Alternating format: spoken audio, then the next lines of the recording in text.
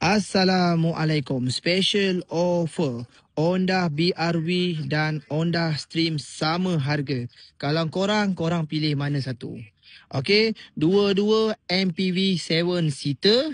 Yang BRV ni tahun kereta 2017,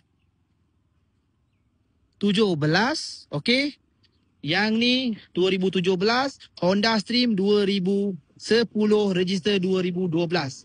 Okey, cuma kereta merah ni dia candy red, cat mahal. So interior dia pun interior, abang tengok dia punya dalaman hitam semua interior hitam. So seat semua masih cantik lagi.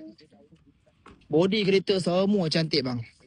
Ini spek bukan spek biasa-biasa bang Okey. Harga saya nak jual 39,900. Kalau abang rasa tahun kereta ni lama, baik abang ambil Honda BRV. BRV ni ini spek paling mahal bang, bukan spek murah. Ini model leather seat bang Okey, ada leather seat, seat cantik, interior cantik, tak payah buat apa-apa.